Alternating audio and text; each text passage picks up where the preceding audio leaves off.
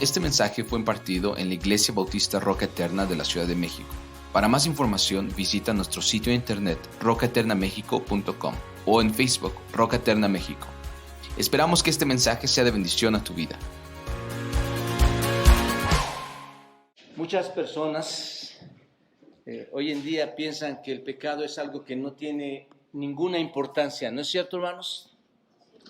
Tal vez tienes amigos, familiares o conoces a alguien que piensa que el pecado no tiene ninguna importancia en su vida, que no hay consecuencias. Si está pecando, nunca va a haber consecuencias en su vida. Y por esta razón, porque piensan que no hay consecuencia, porque es algo sin importancia, ¿qué es lo que hacen?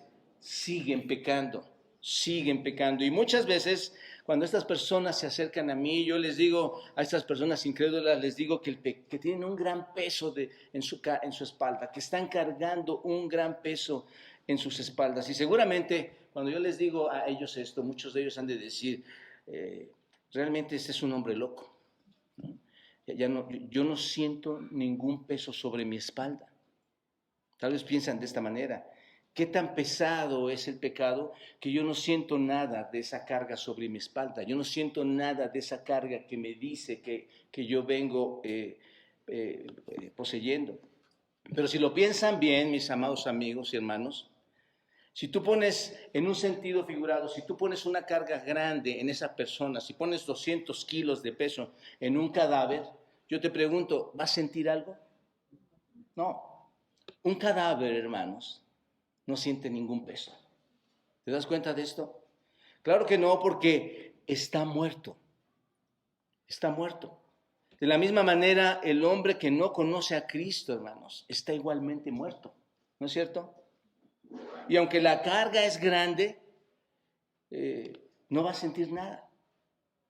Eso es lo que hace, es lo que distingue a alguien que no conoce a nuestro Señor Jesucristo. Sin embargo, hermanos, un creyente puede sentir el peso del pecado a diferencia de cómo lo siente un incrédulo. ¿No es cierto, hermanos? Alguien que ha conocido a Cristo sí puede sentir el peso del pecado. El verdadero creyente es muy sensible al pecado, porque cuando ha venido a nuestro Señor Jesucristo, cuando ha recibido a Cristo, sus sentidos se despiertan a una realidad del pecado. Y es lo que aconteció en muchos de nosotros. Nos dimos cuenta de nuestra propia pecaminosidad. Entonces, y ese despertar, ¿cuándo comienza, hermanos? Cuando tú fuiste salvo en el Señor, y eso no va a disminuir. Una vez que eres salvo, en lugar de disminuir el conocimiento de ese pecado, va a continuar, se va a intensificar cada día más la realidad de ese pecado. A medida que tú creces, a medida que tú madures, ese pecado se va a intensificar en tu vida cada vez que tú vayas madurando. Entonces, cuando vienes al Señor Jesucristo, llega la sensibilidad, el sentido del pecado en tu mente, llega la sensibilidad, el sentido del pecado en tu corazón. Y estoy convencido, hermanos, que un verdadero creyente, y hablo de verdaderos creyentes, que el verdadero creyente siente ese peso del pecado de una manera que el incrédulo no lo siente en absoluto. ¿Se dan cuenta? ¿Recuerdan lo que dice Efesios 2:1?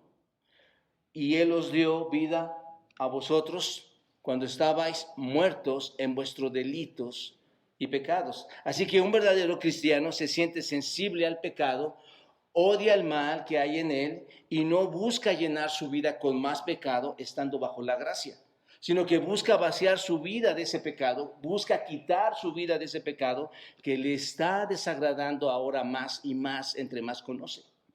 Ahora bien, cuando leemos esta porción, hermanos, de Romanos capítulo 7, vemos que aquí se encuentra un hombre que está lleno de conflictos, ¿no es cierto?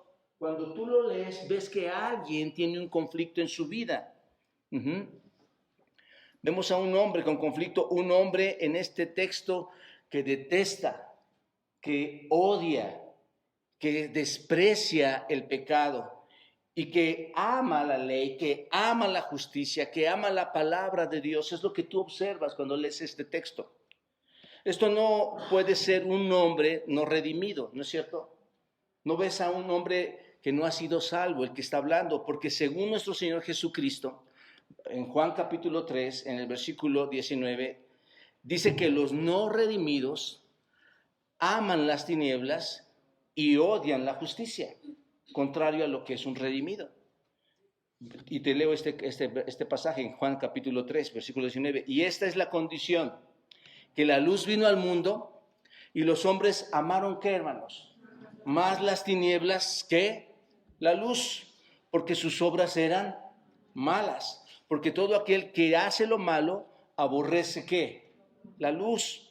Y no viene a la luz, ¿para qué, hermanos? Para que sus obras no sean descubiertas. ¿Te das cuenta? Entonces, así que este es un hombre que ama la justicia y que odia el pecado. ¿Quién es, hermanos? Pablo. Este hombre redimido, este hombre salvo, que ama a Dios, que ama la ley, pero odia su pecado, ¿no es cierto? Que anhela el cumplimiento de la palabra de Dios y que odia todo camino falso. Es alguien que ama la ley, como dice el salmista en el Salmo 119, hermanos.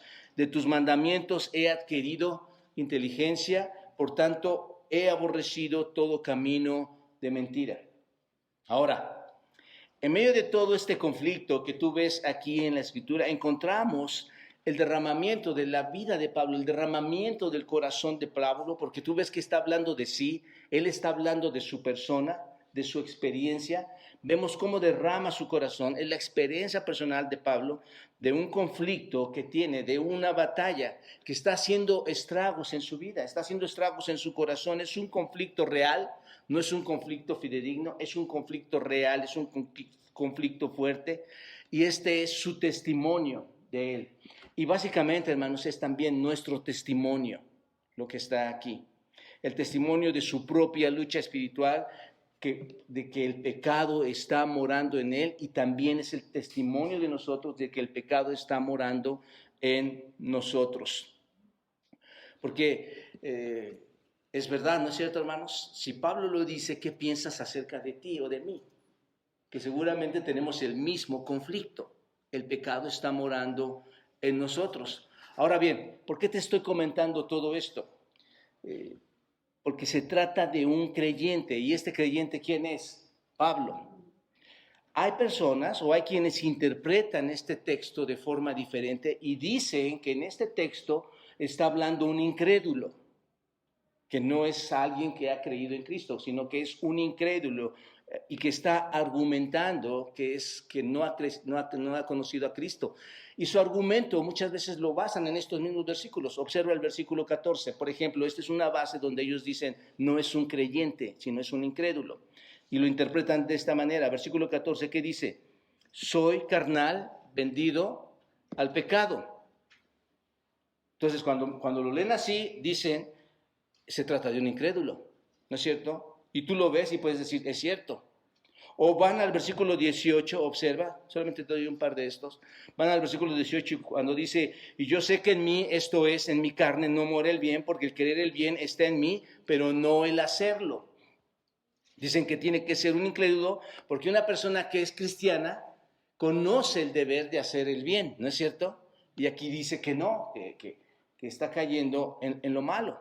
Pero la realidad, hermanos, es que es fácil entender de que se trata de un cristiano, no se trata de alguien que no conoce a Cristo. Solo te doy un par de razones que resaltan este texto y hay muchas más razones, pero ve al versículo 22, observa el versículo 22. Porque según el hombre interior me deleito en la ley de Dios. ¿Observas? Esa es una declaración importante. Según el hombre interior, ¿en qué se deleita, hermanos? Bueno, me deleito en la ley según el hombre interior. Te pregunto, ¿se puede deleitar un incrédulo en la ley de Dios en su yo interior? Para nada. ¿Te das cuenta? En absoluto, hermanos. Eso no lo encontramos en la Escritura. Si tú vas a Romanos capítulo 8, versículo 7, dice, por cuanto los designios de la carne son enemistad contra quién, hermanos. Porque no se sujetan a qué, hermanos, a la ley de Dios, ni tampoco pueden. Dicen que la persona no regenerada, dice este texto, no se sujeta a qué, a la ley de Dios, ¿no es cierto? Ahora observa el versículo 25, también refutando esta interpretación, esta mala interpretación, por cierto. El versículo 25. gracias doy a Dios por Jesucristo nuestro Señor, así que yo mismo con la mente sirvo a la ley de Dios. Escucha esto, hermanos. Cuando tú lo lees, este versículo 25, escuchas como a alguien que es creyente, ¿no es cierto? Por dos razones. ¿Cuál es? ¿Qué está haciendo primero en este versículo? Agradece a Dios, ¿no es cierto? ¿A través de quién? Del Señor Jesucristo, de nuestro Señor. Y luego dice, y servir a la ley de Dios, ¿en dónde, hermanos? En la mente. ¿Quién hace esto? Solo un creyente, ¿no es cierto? Solo un creyente es el que sirve a Dios de corazón y hace esto. Así que el hombre que está separado de Cristo no puede estar sujeto a la ley de Dios ni le puede dar gracias. ¿Te das cuenta? Entonces esto es importante y les ponía este ejemplo al principio porque mucha gente dice el pecado, yo no tengo pecado, no pone en mí. Hermanos, es obvio que solo el creyente va a tener dificultades cuando el pecado está apareciendo en su vida. El incrédulo no pasa por ninguna dificultad, hermanos. No batalla en nada, ¿te das cuenta? Esa es la idea. Un muerto no puede sentir absolutamente nada y no puede cargar ningún peso. Entonces, aquí está hablando un creyente, hermanos. Y te lo pongo de esta manera fácil. Si está hablando un creyente, y si tú dices ser un creyente, tú tienes que tener un sentir diferente de un incrédulo. Tu vida debe ser muy diferente a la vida y a los conceptos de un incrédulo. Ahora, solo mira el versículo 15, cuando dice, porque lo que hago no lo entiendo, pues no hago lo que quiero, sino lo que aborrezco, eso hago. Para mí eso habla de una guerra, ¿no es cierto, hermanos? Para mí eso habla de una batalla, no sé si lo puedes ver aquí. Porque la parte más profunda del hombre, la parte más profunda de este creyente, de este hombre, quiere hacer ¿qué, hermanos? Lo correcto, quiere hacer lo bueno, pero algo se lo está impidiendo. ¿Te suena familiar esto? Si no te suena familiar, hay algo que no está bien, hermanos. Entonces, les pregunto, ¿eso es verdad o eso es cierto para una persona no salva? ¿Qué piensan? Claro que no, hermanos. ¿La persona no salva tiene batallas? Para nada. ¿Quién debe tener batallas, hermanos? Entonces, con este concepto en mente, hermanos, sabemos que está hablando un crédulo, un salvo, un redimido. ¿Se dan cuenta de esto? Bueno, recuerden que la persona no regenerada, hermanos, no puede hacer lo bueno. Según Romanos 3, ¿cuántos justos hay? No hay quien haga qué, hermanos, lo bueno. Así que realmente no creo que en una persona no regenerada, no redimida, haya una batalla en absoluto. ¿No es cierto? No hay esa batalla, hermanos. En realidad, esto habla de un hombre que es cristiano. Está hablando de un hombre maduro espiritualmente, alguien que conoce al Señor. ¿Y quién es? Pablo. Pablo en el nivel de madurez espiritual más alto, hermanos. ¿Te das cuenta? Alguien que conoce al Señor dice estas palabras. Y eso es lo que nos debe empezar a poner a pensar. ¿Por qué, hermanos? Porque Pablo ve muy claramente la incapacidad de su carne. Ve muy claramente que su carne va en contra de la santidad del estándar divino. ¿Se dan cuenta? Su carne no puede alcanzar el estándar divino que Dios ha establecido. ¿Lo ven, hermanos? En el texto. Y no solo lo ven, les invito y les exhorto, hermanos, a que lo vean en su propia vida. Tu propia vida te va a hacer reflexionar en este texto. Así que cuanto más maduro seas, porque estoy hablando que Pablo es un hombre maduro en este texto, cuanto más maduro seas y cuanto más espiritual seas, mayor va a ser tu sensibilidad a tus propios defectos. Mayor va a ser tu sensibilidad a entender el pecado. ¿Te das cuenta? ¿Saben una cosa, mis amados hermanos y amigos? Cuando te conviertes a cristiano, cuando Dios te salva en Cristo y empiezas a leer la palabra de Dios y lees sobre el pecado en la Biblia, te pregunto, ¿estás menos preocupado por tu pecado ahora que eres cristiano? Cuando lees la Biblia ya salvo y empiezas a ver ahí, dices, ya no me preocupa tanto el pecado porque ya soy salvo. ¿Te pasa eso? Un verdadero creyente le pasa lo que a Pablo, hermanos. Empieza a entrar en un conflicto con su carne y el pecado. ¿Te das cuenta? Entonces, esto es lo que está pasando aquí. Esta es una preocupación, es un conflicto, y Pablo expresa este conflicto entre el pecado y su carne de diferentes maneras. Vamos a ver esta mañana 4 formas en las que Pablo expresa este conflicto con el pecado y que es aplicable a ti, que es aplicable a mí. ¿Cómo lo expresa Pablo? Observa, la primera forma en que Pablo expresa este conflicto con el pecado es: el pecado continúa tratando de controlar lo que considera suyo. ¿No es cierto, hermanos? ¿No es verdad que el pecado está tratando de controlarte otra vez a ti? Está tratando de que caigas otra vez en su artimaña. Observa el versículo 14, porque sabemos que la ley es espiritual, mas yo soy carnal, vendido al pecado, porque lo que hago no lo entiendo, pues no hago lo que quiero, sino lo que aborrezco, eso hago, y si lo que no quiero, eso hago, apruebo que la ley es buena, de manera que ya no soy yo quien hace aquello, sino el pecado que mora en mí. Son muchas palabras que van y vienen, ¿no es cierto, hermanos? Pero observen, esta palabra ¿por qué? Cuando tú la ves aquí, esta palabra ¿por qué? Nos indica que el Pablo está continuando con el tema que ya ha venido hablando. Esto es, Pablo está continuando con el tema que vimos la semana pasada, que es la ley, ¿no es cierto? Está continuando y dice que la ley es virtuosa, dice que la ley es buena, que la ley es santa, en el sentido en que la ley solo nos muestra nuestro pecado, ¿no es cierto? Que el problema no es la ley, que el problema es ¿quién? ¿Se acuerdan? Nosotros. Este verso comienza con una afirmación directa de que la ley es ¿qué, hermanos? La ley es espiritual, porque sabemos que la ley es espiritual. ¿Qué quiere decir eso, hermanos? Si la ley es espiritual, quiere decir que viene ¿de dónde, hermanos? De Dios. No viene de ti, no viene de mí. La ley viene de Dios mismo. Por lo tanto, si viene de Dios mismo, ¿qué refleja la ley, hermanos? La propia naturaleza de nuestro Dios. ¿Te das cuenta? La ley refleja lo que es Dios, su propia naturaleza. Y Pablo dice algo muy interesante aquí, hermanos. A pesar de que la ley es espiritual, ¿qué dice, hermanos? Yo soy carnal. La ley es espiritual, pero yo soy carnal. La palabra carnal, esta palabra que tú ves aquí, en el griego significa sarkinos, que es de carne humana, que es físico. Significa que es de este mundo, es carne humana, es físico, pertenece al mundo. Eso es lo que significa esta palabra. Así que dice que está atado a su carne humana, esto es, está atado en esta tierra, en su humanidad, está atado en su físico. Es lo que significa esta palabra. Él no dice, estoy en la carne. ¿Te das cuenta? Eso sería muy diferente. Estoy totalmente controlado por la carne, no estoy regenerado. Eso es diferente.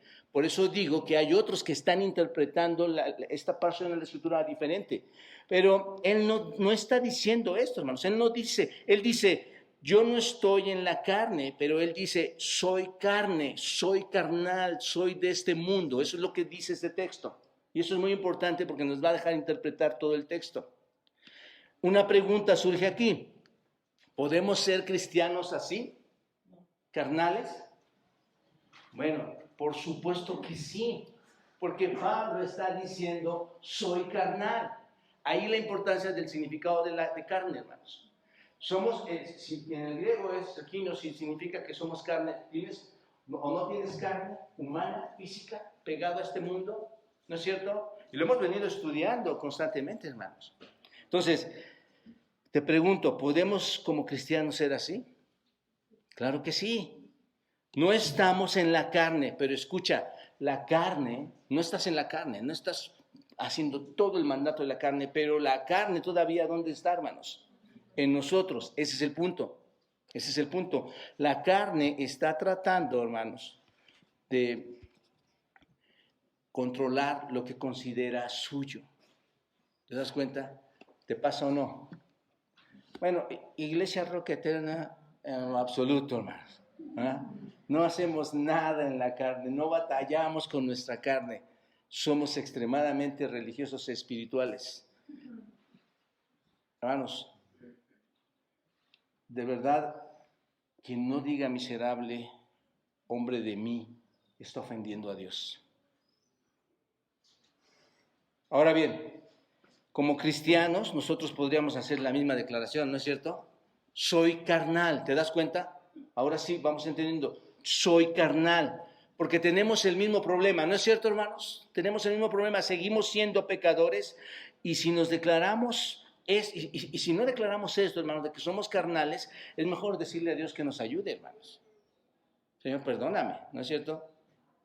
Si vienes y me dices que por ser salvo ya no pecas, ¿sabes qué voy a hacer? Voy a ir con tu esposa, voy a ir con tu esposo, voy a ir con tus hijos y les voy a preguntar si esto es verdad, ¿no? Y vamos a ver si no es real esto. O tú ve con mi esposa y con mis hijos y te van a decir la verdad.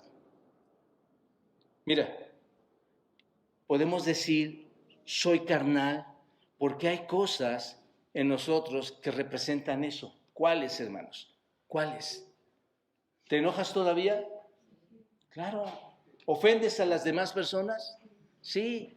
Nos disculpamos por las obligaciones cotidianas que no hacemos. ¿Cuántas excusas ponemos, hermanos, en las cosas cotidianas de la vida?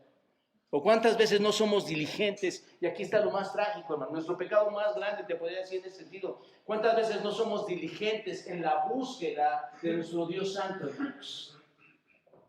Y decimos ser creyentes, pero somos poco diligentes porque no acudimos a la Escritura, no vamos a la oración, no edificamos a otras personas. Alguien que necesita ayuda, lo pasamos por alto, ¿no? Nuestra amabilidad no se muestra con estas personas. Cuando necesitan nuestra amabilidad, somos lo menos amables. Cuando nos decimos ser creyentes, somos los enemigos más fuertes.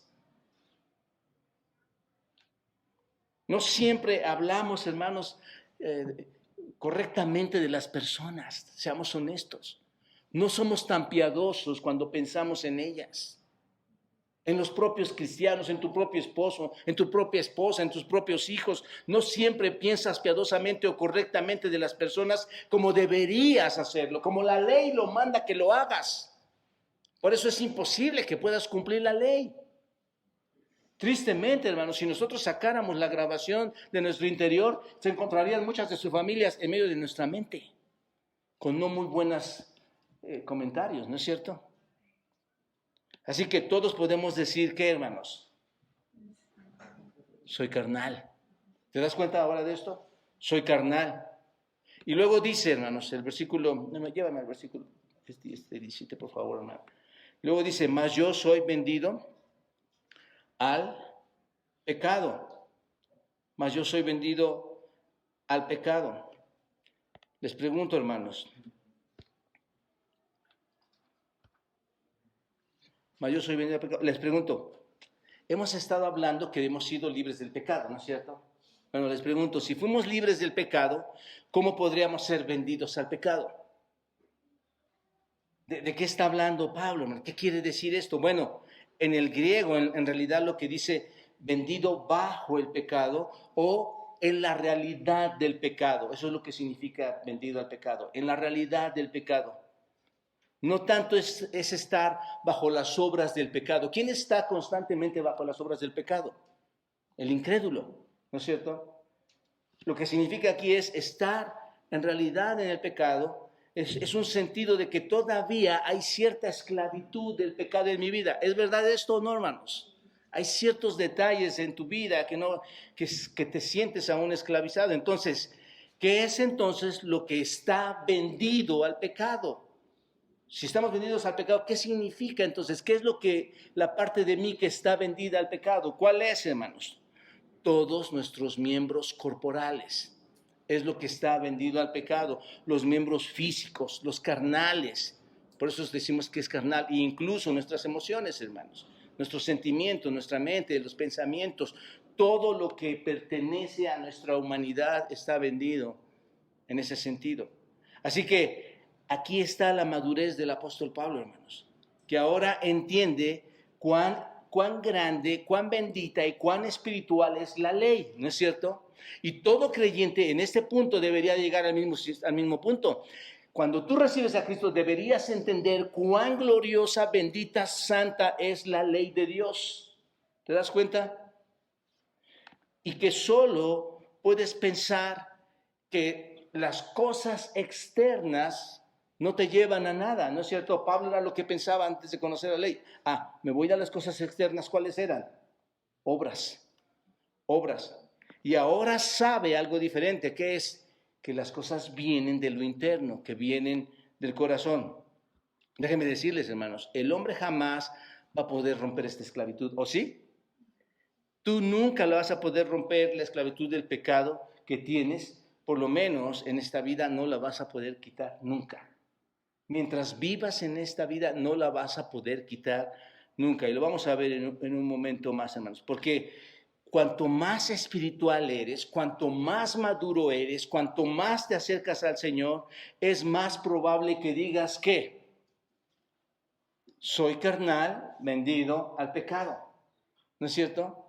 Por eso cuando tú escuches a un hermano que diga, no, es que yo fui al seminario acá en Los Ángeles, en Inglaterra, y entre más se jacte de su grandeza y su poder, hermanos, menos parecido será a este hombre, hermanos, a este hombre que está declarando, soy carnal, vendido al pecado. Ahora, esto no significa que se vendió Pablo constantemente, activamente al pecado. ¿Se dan cuenta, hermanos? Para cometer más pecado.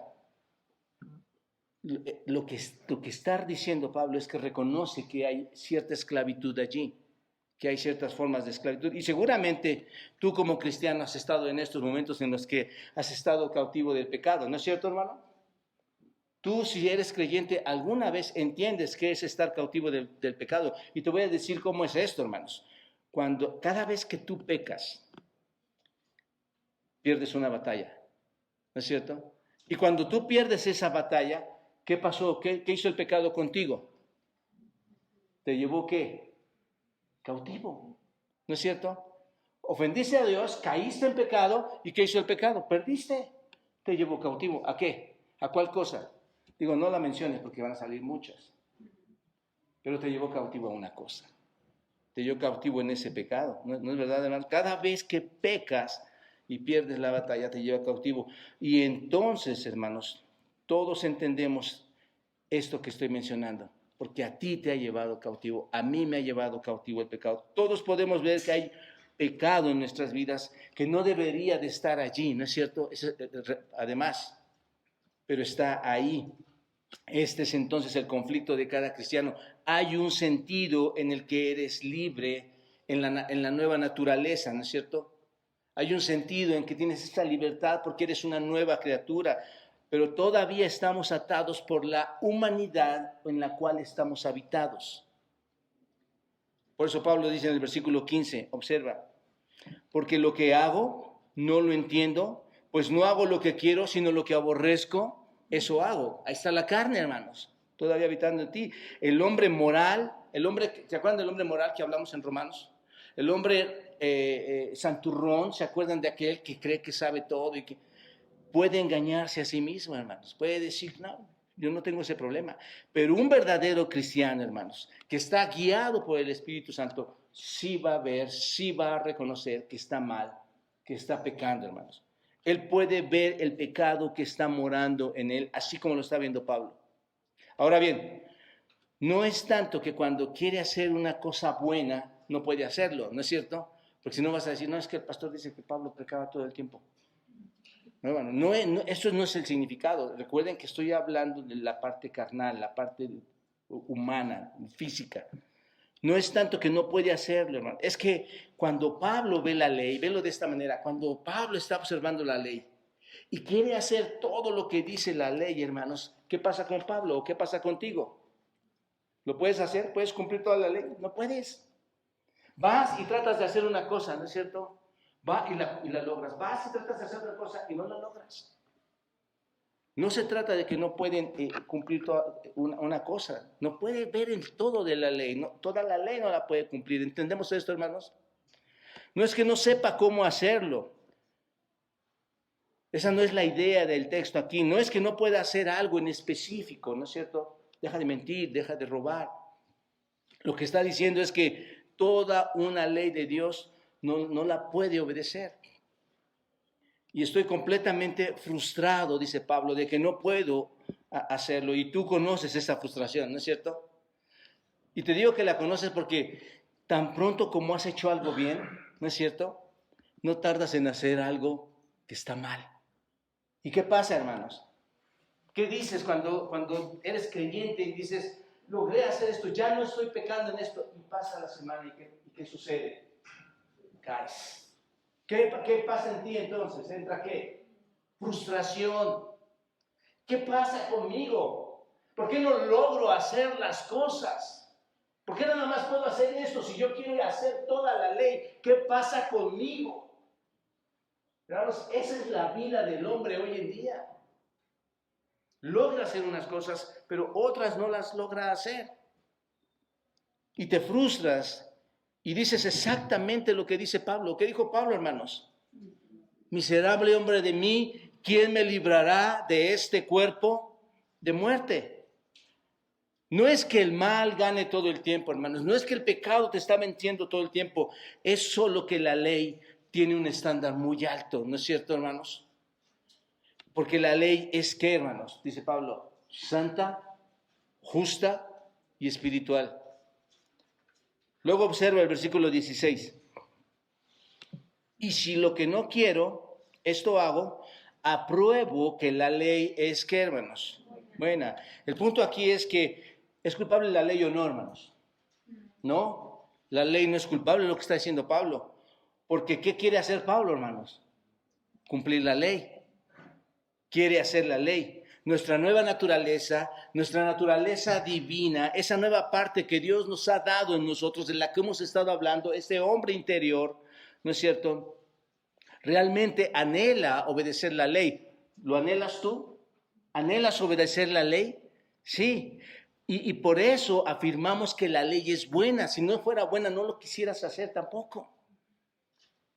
Porque la parte buena de mí quiere hacerlo, ¿se dan cuenta? Mi hombre interior quiere hacerlo, ¿lo ven? La ley es buena, entonces. Ahora, ve el versículo 17. De manera que ya no soy yo quien hace aquello, sino el pecado que mora en mí. Si la ley no es mi problema, ahora entonces, dice Pablo, ya no soy yo el que lo hace, sino ¿quién, hermanos? El pecado. El pecado que ¿dónde mora, hermanos? Ahora, escuchen con mucha atención esto, hermanos. Cuanto más maduro es el cristiano y más comprometido está con la dirección, con la guía del Espíritu Santo de Dios en su vida, cuanto más profundo es su amor al Señor Jesucristo, cuanto más profundo es el entendimiento de la santidad de Dios, mayor es el anhelo de cumplir la ley, ¿no es cierto? Cuanto más ves la ley, más quieres cumplirla. Cuanto más ves la santidad, más quieres ser puro. Entonces, no es la ley de Dios lo que es el problema. El problema es el pecado que habita ¿en dónde, hermanos? En mí, en nuestra humanidad nuevamente, ¿no es cierto? A veces tenemos la sensación de que el pecado está acabando con todo, ¿no? Que domina toda mi vida. A veces puedes estar sintiendo eso. Simplemente no podemos ser todo lo que queremos que Dios sea que hagamos, o sea lo que quiere que nosotros seamos. Simplemente no podemos ver eso. Pero ¿te has sentido alguna vez así, hermano? De que no puedes ver que Dios quiere hacer cosas contigo y tú no lo puedes cumplir. ¿Te has sentido así? Simplemente no podemos ser tan puros, tan santos como sabemos que la ley quiere que seamos. Y es que el pecado, hermanos, quiere reclamar lo que considera que es suyo. Ahora, un comentario importante. No pienses que cuando pecas, si no vas a salir de aquí y decir, bueno, voy a pecar todo el tiempo, porque pues ya no soy yo. No pienses que cuando pecas es tu vieja naturaleza actuando y por lo tanto le vas a decir, vieja naturaleza, puedes pecar. Puedes pecar todo el tiempo que quieras. No pienses que Dios no te va a hacer responsable por lo que hace por lo que supuestamente tu vieja naturaleza hace, hermanos. No. Observen, Pablo dice yo. mí. Siempre está hablando de él. Es por eso digo que desborda su corazón. Está hablando de yo. Cuando dice yo, él está aceptando su responsabilidad. Y cuando dice yo, esta es la muestra de que tú también debes de aceptar tu responsabilidad. Tú también debes de hacerlo. Soy yo. No es que son dos personas, ¿no es cierto? Es que yo soy el bueno, pero el que está dentro de mí es malo y por eso yo peco tantas veces. Es mi viejo hombre que ahí viene conmigo acompañando. No, hermanos. ¿Cuántas personas somos? Uno. Por eso es importante entender la carne y entender la nueva creación, el nuevo hombre. Ahora, debido a que Cristo ha venido a nuestra vida, hermanos, y nos ha redimido, ya no es ese yo interior profundo, ya no soy yo, ¿no es cierto? Cuando Cristo vino a tu vida ya no eres tú el que está haciendo todo esto, el que está pecando, pero es el pecado que se mantiene ahí, ¿no es cierto? Es esa la situación. El punto es este, hermanos, realmente ya no soy yo, solía ser yo, ¿no es cierto? Antes solía ser yo, pero dice Pablo, ya no soy yo, pero ahora ya no es realmente el nuevo yo. Y Gálatas, vayan a Gálatas, hermanos, capítulo 2, versículo 20, lo aclara mucho mejor, observa. En Gálatas 2, 20, dice, ¿lo tienen? Gálatas 2, 20 lo aclara bien. ¿Qué dice? Con Cristo estoy juntamente crucificado. Sin embargo, vivo. Si alguien lo crucifica, muere, ¿no es cierto? Pero en Cristo estamos, ¿qué? Crucificados. Vivimos, sin embargo, vivimos. Y ya no vivo yo, mas vive Cristo en mí. ¿Quién? El nuevo hombre, hermanos. ¿Se dan cuenta? Y lo que ahora vivo en la carne, lo vivo en la fe del Hijo de Dios, el cual me amó y se entregó a sí mismo por mí. Pablo dice, soy yo, pero no soy yo. ¿Se dan cuenta? Soy yo, pero no soy yo. Es un nuevo yo. Y eso es lo que está diciendo precisamente aquí en el versículo 17, hermanos. Que quede claro esta parte. Así que después de la salvación, la parte del hombre donde estaba el pecado ya no reside en su ser más íntimo. ¿Te das cuenta? Ese hombre anterior ya no está el pecado porque hay un nuevo yo. El pecado encuentra ahora su morada, el excedente del pecado ahora encuentra su morada ¿en dónde, hermanos? Si ya no la encontró en ese hombre viejo, porque ahora es nuevo, el nuevo yo, ¿en dónde encuentra su morada el pecado? ¿Quién dijo? Gracias por estar conmigo. En la carne, hermanos. Ahí es donde encuentra su morada en la carne. Y por cierto, la carne no te deja leer la escritura. La carne no te deja poner atención. Esa es la batalla, hermanos. Esa es la batalla, hermanos.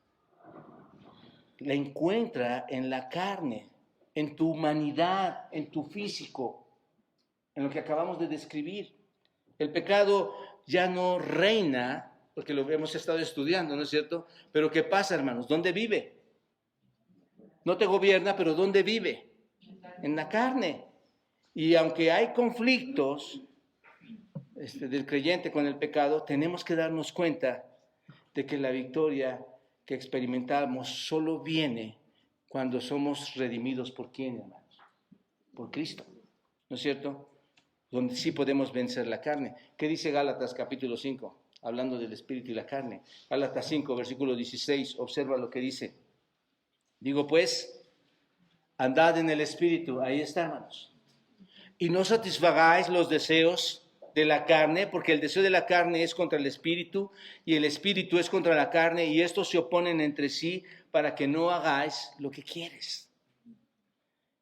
Esta batalla la ganamos ¿cómo, hermanos? Andando en el espíritu y no satisfaciendo la lujuria de la carne. Es la manera en que la ganamos. Aunque está ahí, la podemos ganar. ¿Te das cuenta? No vas a decir, es que en mi carne, ahí está en mi carne, pues por eso me gana mi carne y hago lo que quiero. No, hermanos, Pablo dice, está el espíritu, en él te guías, en él está la victoria. Déjame decirte algo. Cuanto más victoria tengas sobre el pecado, cuanto más madurez tengas en Cristo y cuanto más veas que la justicia gana sobre el pecado, más vas a reconocer la pecaminosidad del pecado y más te encontrarás en este capítulo 7. Cada vez más vas a decir, miserable hombre de mí, porque te estás desarrollando, estás creciendo, estás madurando. Por eso decía, si esos efectos no están en tu vida, entonces, ¿cuál es la reflexión espiritual en cuanto a tu pecado? Que eres un cristiano, supuestamente eres un cristiano, pero no estás viendo, no estás midiendo que en tu carne está el pecado y que no estás controlado por el Espíritu Santo con el cual puedes vencer ese pecado. Es importante entender cuál es mi posición aquí. Bien, si entendemos esta primera forma, hermanos, que expresa el conflicto, las demás formas las vamos a entender fácilmente. ¿Quedó claro, hermanos, esta porción? Lo demás, en un sentido, lo vuelve a repetir. Observa, la segunda forma en que expresa el conflicto con el pecado es: aún como creyentes existe una raíz de pecado dentro de nosotros, ¿no es cierto? Aún como creyentes existe esa raíz. Y yo sé que en mí, esto es, en mi carne, no mora el bien, porque el querer el bien está en mí, pero no el hacerlo. Porque no hago el bien que quiero, sino el mal que no quiero, eso hago. Y si hago lo que no quiero, ya no lo hago yo, sino el pecado que mora en mí. ¿El modelo es idéntico o no, hermanos? Es igual. Yo sé que en mí, ahí está. No está hablando de la nueva criatura, la nueva creación incorruptible plantada en mí. En mí se refiere, hermanos, a su carne. ¿Te das cuenta? No está hablando de ese ser, de esa nueva criatura en Cristo. Está hablando de mí. Se refiere a su carne, en la cual habita ¿qué, hermanos? No habita ¿qué, hermanos? El bien, sino que habita el pecado, ¿no es cierto? Pablo dice que no ve nada bueno en su humanidad no redimida, su carne, porque su humanidad, nuestra humanidad no redimida, nuestra carne aún no ha sido glorificada. ¿Se dan cuenta? ¿Qué ves de bueno en tu carne? Bueno, hermanos, yo veo a mi esposa, es preciosa para mí. O sea, sí hay cosas buenas en la carne también, ¿no? Ella es hermosa, es preciosa, tus hijos, ¿no? No significa que la carne, digo, todo es malo en ese sentido. Pero Pablo dice, yo no veo nada bueno en mi carne. Bueno, cuando tú mientes, cuando tú ofendes, cuando tú no le das espacio al Señor, cuando tú no tienes un tiempo de devoción personal con Cristo, cuando tus cargas las traes a la iglesia y todavía ellas te están moviendo, hermano, déjame decirte, la carne te está controlando. Y solamente te estás engañando. Estás viviendo una supuesta cristiandad, pero no te das cuenta que puedes salir victorioso cuando el Espíritu realmente está morando en tu vida. No es necesariamente malo, hermanos, en sí, nuestra carne, pero es donde se encuentra el pecado. Es la base de operaciones del pecado, nuestra carne, ¿no es cierto, hermanos? Porque ¿de dónde nacen todas esas cosas malas, hermanos? De la carne. Por eso digo que se invierte todo, no solamente mis manos, mis cuerpos, mis ojos, sino incluso todo lo que es humano, hermanos. Y mi mente, mis pensamientos. Porque para que tú puedas estirar la mano, tuviste que haber pensado. Para que tú pudieras exhalar algunas palabras, tuviste que haber pensado desde lo interno de tu corazón. Y Pablo dice, todo eso, no veo nada bueno en mí. Es por esta razón que cuando mueres o cuando morimos y dejas el cuerpo, no es necesario que te lleves tu propio cuerpo, ¿no es cierto? Para poder ser liberado, ¿qué necesita suceder, hermanos? Que el cuerpo se quede, ¿no es cierto? Y que el espíritu salga y que después, en el momento de la glorificación, una un cuerpo nuevo a ese espíritu, hermanos. Es la carne, es la carne. Hoy puedes ver las relaciones familiares, hermanos, están rotas porque la carne está haciendo su función correctamente. La decadencia de la sociedad se ve porque la carne está haciendo su función correctamente. Entonces, ve el versículo 18 ahora. Dice, porque el querer el bien está en mí, pero no el hacerlo. Es muy similar, ¿no es cierto?, lo que les decía. ¿La voluntad está presente contigo de hacerlo bien? Y Pablo dice, mi voluntad está ahí. En otras palabras, hay algo en mí que quiere hacer lo correcto, pero ¿qué pasa, hermanos? Pero no el hacerlo, ¿no es cierto? Ahora, por favor, no lo malinterpreten aquí, hermano. No está diciendo, no puedo entender cómo hacer todo el bien en todo momento. No está diciendo esto, hermanos. Pero lo que sí está diciendo es, no puedo hacerlo en la medida en que mi corazón lo desea hacer, porque tu corazón como creyente lo desea hacer, ¿no es cierto? Eso es muy diferente a decir, no puedo hacerlo. Porque ¿quién no puede hacerlo, hermanos? Un incrédulo. Pero Pablo dice, en la medida en que mi corazón lo desea, no puedo hacerlo. No puedo realizarlo de la manera en que quiero realizarlo. Si miras tu propia vida cristiana y ves el desarrollo de tu crecimiento, y si te sientas y lo examinas bien y eres honesto con este tema, a pesar de que puedes ver crecimiento en tu vida cristiana, vas a tener un mayor odio ahora por tu pecado, ¿no es cierto? Que cuando estabas empezando a crecer, cuando empezabas a crecer, ¿veías ese odio? ¿O antes de conocer a Cristo veías ese odio por tu pecado? Para nada, al contrario, lo realizabas, lo disfrutabas y no sentías ninguna carga, estabas deleitando en Él. Antes de no tener esa comprensión, no entendías de la majestad de Dios, no entendías de la pureza de Dios, no entendías de la pureza infinita de la palabra de Dios. Antes de todo eso no estabas creciendo. Y nosotros aquí, hermanos, aunque hemos enseñado y afirmamos que el crecimiento espiritual implica la disminución, cada vez que tú creces espiritualmente, viene la disminución de tu pecado, junto con la disminución, hermanos, de tu pecado, viene una mayor sensibilidad de este pecado, ¿no es cierto? Va a venir una mayor sensibilidad. Vas creciendo, más sensible eres al pecado. ¿Por qué? Porque tú lees la Biblia, porque tú te acercas al Señor. Y cada vez que más creces dices, wow, cada vez más ofendo a Dios, menos estoy cumpliendo, porque la ley te está mostrando todo eso. ¿Te das cuenta? ¿Quién de nosotros está pasando por ese tema? Todavía, como creyente, sientes esta dificultad que siente Pablo, que sentía Pablo. Esa es su experiencia, hermanos. Esa es su experiencia personal en el texto. Y luego el versículo 19, porque no hago el bien que quiero, sino el mal que no quiero, eso hago. Y hermanos, entendamos esto, suenan muy, muy bonitas estas palabras, ¿no es cierto? Pues el mal, quiero hacer lo bueno, pero no me sale. Como dirían los niños de chiquitos, chiras pelas, ¿no? Apenas. No, hermanos, no. Lo quiero hacer, simplemente no puedo hacerlo y lo hago. La lucha aquí para mí es claramente de la lucha de un hombre regenerado, ¿no es cierto, hermanos? Las personas no salvas ni siquiera pueden entender la actitud de lo que Pablo está mencionando aquí, hermanos. Y luego el verso 20, y si hago lo que no quiero, ya no lo hago yo, sino el pecado que mora en mí. Esto es exactamente lo que dijo en el versículo 17, ¿no es cierto? Ya no soy yo. Pablo reconocía, hermanos, que aún como creyente tenía una raíz de pecado dentro de sí. ¿Se dan cuenta? El problema es común en todos los creyentes, ¿no es cierto? Es el mismo problema, hermanos. Luego, la tercera forma, hermanos, la tercera forma en que se expresa el conflicto con el pecado. Y Pablo nos lo deja ver aquí.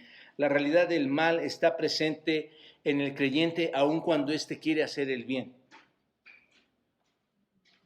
Versículo 21 dice, así que queriendo yo hacer el bien, hallo esta ley, que el mal está en mí. Y ahora, cuando lo lees, ahora hermano, no solamente una observación, cuando lo lees ya puedes comprender de qué se trata.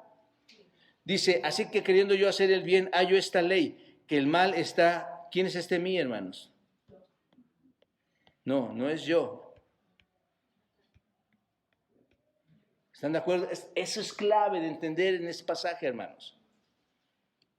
Porque según el hombre interior, me deleito en la ley de Dios, pero veo otra ley en mis miembros que se rebela contra la ley de mi mente y me lleva cautivo a la ley del pecado que está en mis miembros. Pablo dice, encuentro una ley. Y con eso, cuando dicen, no es una ley que está escrita, es un principio, ¿no? Dice, encuentro un principio. Existe la ley de Dios, pero veo otra ley, veo otro principio, otra forma que me exige, otra ley inflexible que me impulse, que hace que me sienta pasivo, que me conforme. ¿Cuál, hermanos? ¿Cuál? ¿Cuál es ese principio? Cuando yo quiero hacer el bien, ¿qué pasa, hermanos? El mal está presente conmigo.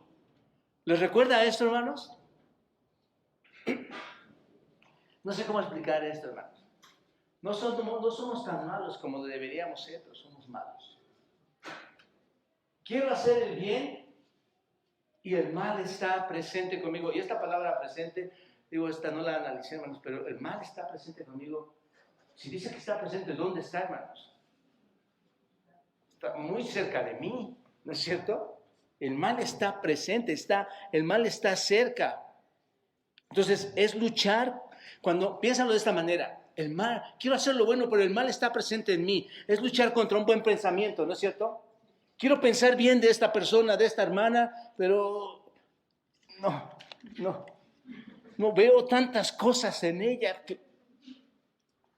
Quiero hacer bien, quiero tener una buena intención. Hoy sí voy a llegar temprano a la iglesia. No, el mal está presente ahí. Cada buen motivo que llega a tu corazón, ¿quién está al lado de ese cada buen motivo? ¿Quién está al lado de cada buena palabra que quieres expresar? ¿Quién está al lado de cada buena acción? ¿Quién está al lado de cada buen acto, hermanos? El mal. No está muy lejos, piénsenlo, el mal no está muy lejos según este texto. Nunca se ha erradicado, hermanos. Entendamos eso como cristianos, el mal no se erradicó. Hemos sido perdonados por Cristo, pero el mal está tan cerca de nosotros que cuando llega la mejor intención de tu vida, no se puede producir. Y luego el versículo 22 dice, porque según el hombre interior, ahora sí, hermanos, no está hablando de la carne, ¿se dan cuenta? Esto es importante distinguir. Según el hombre interior, me deleito ¿en qué? Ese es el lado bueno del conflicto, ¿no es cierto, hermanos? Es un lado del conflicto. En su hombre interior, dice Pablo, ¿se deleita en qué? ¿Nos deleitamos en la ley de Dios nosotros, hermanos? Sí, ¿no es cierto? Esta es la marca que distingue a un verdadero cristiano. Alguien que se deleita en la ley de Dios, como dice el Salmo 1, el versículo 2, sino que en la ley de Jehová está su delicia, está mi delicia, y en su ley medita de día y de noche. El hombre regenerado está marcado por un amor, ¿a quién, hermanos? A su palabra. Se deleita en ella. Pero el versículo 23, observen, hermanos, dice, pero veo otra ley. ¿Ya entendemos esta parte, hermanos? Pero veo otra ley. ¿En dónde, hermanos? Ahora obsérvenlo. ¿En dónde ve esa ley? En sus miembros. ¿Cuáles son los miembros, hermanos? El cuerpo, toda mi humanidad, toda mi carne, incluyendo mis emociones, mis pensamientos, mis sentimientos, en toda mi humanidad. Dice Pablo, veo otra ley en mis miembros que se revela. Hermanos, ¿acaso la palabra de Dios es mentira? ¿Acaso no te ha sucedido esto? Que se revela contra la ley de mi mente. ¿Cuál es la ley de mi mente, hermanos? ¿Cuál era la ley de la mente de Pablo? Era la mismísima ley de Dios. Es el mismo hombre interior, hermanos. ¿Se dan cuenta de esto? Que me lleva como, hermanos. ¿Qué es eso de cautivo, hermano? Israel fue cautivo por los babilonios, los asirios, por mucho tiempo, hermanos. Esclavitud. ¿Por qué? Porque si dijiste que no me ibas a volver a engañar, me engañaste. ¿Por qué si dijiste que me ibas a mentir, volviste a mentir? Porque se revela, hermanos, esa ley, ese principio, y te lleva cautivo a la ley de ¿qué, hermanos? que está, por cierto, ¿en dónde, hermanos? En mi humanidad, en mi físico. ¿Dónde está el otro principio o la ley que menciona Pablo aquí que le hace entrar en conflicto? ¿Dónde está el principio? ¿Dónde está la otra ley? Vean el texto, hermanos. Acuérdense que las preguntas son respondidas por la propia palabra. ¿Dónde está? En sus miembros. Esa es la otra ley. Así que cuando tú andes en el Señor, cuando andes tratando de vivir la vida espiritual, recuerda que hay otra ley que te quiere llevar cautivo. No la obedezcas, camina con el Espíritu. Busca el poder del Espíritu para no hacer caso a esa ley. ¿Te das cuenta? Está en sus miembros, son los factores humanos, corporales, la carne, la humanidad, la mortalidad no redimida. Ese es el asunto, hermanos. Este es su hombre exterior del que hemos estado hablando. Ese es el hombre exterior. Está en sus miembros, en su humanidad. Es una guerra, hermanos. Es una guerra contra la ley de la mente, y la ley de su mente es la misma ley de Dios, es el hombre interior. Es una guerra, hermanos. ¿Te das cuenta? La palabra de Dios y el pecado. Una guerra terrible. A mí me da mucha pena, hermanos, ver familias, personas creyentes que pierden esta batalla. Al grado, hermanos, de odiar a los propios cristianos. Al grado de odiar a su propia esposa, a su esposo, a sus propios hijos. Esa cautividad es terrible, hermanos. Y oro, de verdad oro. Veo a familias aquí que veo que de repente se desaniman, de repente están en sus batallas, de repente no llegan, no vienen. Y hermanos, yo lo único que veo es el texto bíblico. Están siendo vencidos y es probable que no son creyentes. Quiero hablarte claro, porque ¿cuál es el sentido de no mostrarte la verdad de Dios? Si algo está pasando en tu vida es porque probablemente no has reconocido a Cristo. Y tú no sientes un pendiente por el pecado y no dices, miserable de mí. ¿Por qué esta carne me domina? Pude hacer esto ayer y no pasaron 2 horas cuando volví a entrar a ver eso. Cuando volví a mentir, cuando volví a robar, cuando volví a hacer. Es una guerra, hermanos, contra la ley de la mente. Y la ley de la mente es la ley de Dios, de un buen creyente, de alguien que ha sido transformado. Observen, hermanos, la mente se compara con el hombre interior en este sentido. Y a veces confiesa que la ley en sus miembros gana contra la ley de su mente. Es lo que está confesando Pablo. Y tú vienes y quieres decir que tu mente, que tu ley carnal no te gana nunca en la mente, es la mentira más grande. Cuando el pecado gana la victoria en la lucha espiritual, hermanos, entonces el creyente es llevado, según este texto, ¿dónde, hermanos? Cautivo, ¿no es cierto? Es llevado cautivo. ¿A dónde, hermanos? A ese pecado y queda cautivado por ese pecado. Te pregunto entonces, ¿por qué pecas? Con todo esto que hemos estudiado, ¿por qué pecas? ¿Por qué pecamos, hermanos? ¿Porque Dios se equivocó, no hizo un buen trabajo transformador cuando fuimos salvos? ¿Pecamos todavía porque nuestra nueva naturaleza no está completa, no está íntegra? ¿Y hubo ciertas piezas que faltaron? ¿Seguimos pecando porque aún no estamos preparados para ir al cielo? ¿Nos faltan otros 5, 6, 7 años para seguir creciendo? No. ¿Cuál es la respuesta en este texto, hermanos? ¿Por qué seguimos pecando, hermano?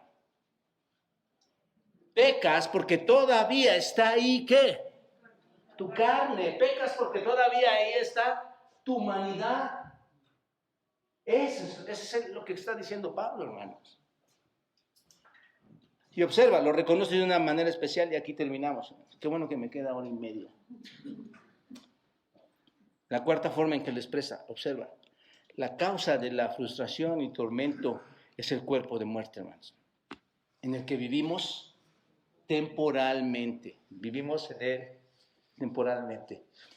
Dice el texto: miserable de mí, ¿quién me librará de este cuerpo de muerte? Gracias doy a Dios por Jesucristo, Señor nuestro. Así que yo mismo con la mente sirvo a la ley de Dios, más con la carne a la ley del pecado. Básicamente, hermanos, es un gemido, ¿no es cierto? Que va más allá de todo lo que ha dicho, hermanos. Simplemente grita con una angustia, con una frustración de la que les estoy explicando y dice: oh, miserable de mí, miserable de quién soy yo. Pablo quiere, cuando dice que es miserable, hermanos, ¿qué está diciendo? Dios, quiero hacer todo lo que tú quieres que yo haga, pero soy miserable, hermanos. Este no es más que el camino de alguien que verdaderamente ha sido redimido, ¿no es cierto? ¿Cuándo como creyentes hemos dado este grito de angustia, hermanos? ¿Cuándo? Probablemente muchos de ustedes lo han hecho, probablemente otros no. Este es el camino de los redimidos. Y luego hace una pregunta importante, hermanos. Dice: ¿quién me librará de este cuerpo de muerte? Les pregunto, hermanos, ¿dónde ve Pablo el problema? Otra vez, bajo este texto, ¿dónde ve Pablo el problema, hermanos? Otra vez, ¿no es verdad que la Biblia nos está enseñando esto solito, hermanos? Pablo dice: ¿quién me va a librar? ¿Quién me va a librar de mi otro yo que sigue aquí a mi lado? ¿Dice eso, hermanos? O como dirían algunos de ustedes: ¿quién me va a librar de mi esposo? De mi esposa. No. Pablo reconoce algo sumamente importante, hermanos, que es: ¿quién me va a librar de mi carne? ¿Quién me va a librar de mi carne? La pregunta es aquí: Pablo, ¿hay esperanza de que alguien te libre de la carne? Y viene este majestuoso versículo, hermanos, el 25. Dice: gracias doy a Dios por Jesucristo nuestro Señor. Observa. Gracias doy a Dios. Esto no es más que la victoria, hermanos. Esto no es más que el triunfo que experimenta un verdadero creyente. Alguien que sabe que está pecando, alguien que sabe que hay carne, pero experimenta la victoria en Dios. Eso no es más que triunfo. ¿No es así, hermanos? Cuando tú lees esto, es la seguridad de un creyente. Aquí está, hermanos. ¿Sabes por qué dice: gracias doy a Dios por Jesucristo? ¿Qué hizo el Señor Jesucristo cuando vino a esta tierra, hermanos? A liberarnos del pecado, ¿no es cierto? ¿Y qué dijo a sus discípulos? ¿Y qué nos prometió a nosotros en Juan 14? ¿Qué dijo, hermanos? No se turbe vuestro corazón. Creen en Dios, crean también en mí. En la casa de mi Padre muchas moradas hay. Voy pues a preparar lugar para vosotros. Y si no fuera así, yo no vendría, pero voy a ir y voy a regresar por cada uno de los que ha creído en mí, hermanos. El punto es este: un día nos vamos a unir en un futuro no muy lejano, hermanos, con nuestro Señor Jesucristo, que ha resucitado, que es exaltado, y nos vamos a reunir en esa eternidad con cuerpos nuevos, con cuerpos libres para siempre en la presencia de Dios, sin pecado. ¿No es cierto, hermanos? Amén. Eso es lo que va a ocurrir. Por eso Pablo dice: doy gracias a Dios porque esto sí tiene solución. Filipenses 3:20, todos vayan ahí. Hemos estudiado este libro por más de un año, estos 4 o 5 capítulos. Observen, hermanos, Filipenses 3. ¿Qué dice? Versículo 20. Mas nuestra ciudadanía está en los cielos, de donde también esperamos a quién, hermanos, al Salvador, al Señor Jesucristo, el cual, y observen ahí, subrayen eso, hermanos, como la esperanza del creyente verdadero, cuando dice: el cual transformará el cuerpo de la humillación nuestra. ¿Es tu cuerpo? ¿Es mi cuerpo? Sí. Para que sea semejante al cuerpo de la gloria suya, semejante a Cristo, hermanos. Por el poder con el cual puede también sujetar a sí mismo todas las cosas. Hermanos, amados, amigos, el fin del conflicto va a llegar cuando el Señor Jesucristo aparezca y nosotros seamos glorificados. ¿Te das cuenta? Y cuando entremos en su presencia, y si no aparece y nos arrebata, o morimos si Él nos va a levantar de entre los muertos y entremos a su presencia, ahí se va a acabar todo. Ahí es cuando llega el fin. Ahí es cuando llega el fin de la batalla. Y primero a los Corintios nos lleva a entender, hermanos, sí, como la cereza del pastel. Aquí observen, primero a los Corintios 15, ¿recuerdan este pasaje? Versículo 53. Primero a los Corintios 15, verso 53. Porque es necesario que esto corruptible se vista de incorrupción y esto mortal se vista de inmortalidad. Y cuando esto corruptible se haya vestido de incorrupción y esto mortal se haya vestido de inmortalidad, entonces se cumplirá la palabra que está escrita: sorbida es la muerte en victoria. ¿Dónde está, oh muerte, tu aguijón? ¿Dónde, oh sepulcro, tu victoria? Y observen este versículo 56. Ya que el aguijón de la muerte es el pecado y el poder del pecado la ley, mas gracias sean dadas a Dios que nos da la victoria por medio de nuestro Señor Jesucristo. Mientras tanto, hermanos, aun cuando sabemos que tenemos esa victoria, mientras tanto, ¿qué debemos hacer? Mientras seguimos esperando el regreso del Señor Jesucristo, mientras esperamos que Él descienda de los cielos o partamos a su presencia antes, como dice el versículo 23, hasta este día la batalla continúa. ¿No es cierto? Hasta hoy la batalla continúa y continúa mientras permanezcas en la carne. ¿Te das cuenta? Mientras estés en la carne. Por lo tanto, hermanos, la batalla no va a terminar hasta que el Señor Jesucristo nos dé la inmortalidad y nos dé la incorrupción del cuerpo. Ese es el punto, hermanos. Pero eso no quiere decir que no podamos experimentar la victoria aquí y ahora, hermanos. ¿No es cierto? No quiere decir que no puedo vencer el pecado. Por eso este mismo pasaje de 1 Corintios capítulo 15, versículos 53 a 58, termina en el 58. Así que, hermanos, amados míos, estad firmes y constantes, creciendo en la obra del Señor siempre, sabiendo que vuestro trabajo en el Señor no es en vano. No te puedes dar por vencido. A muchos nos dan ganas de terminar, ¿no es cierto, hermanos? A muchos nos dan ganas de ya no continuar.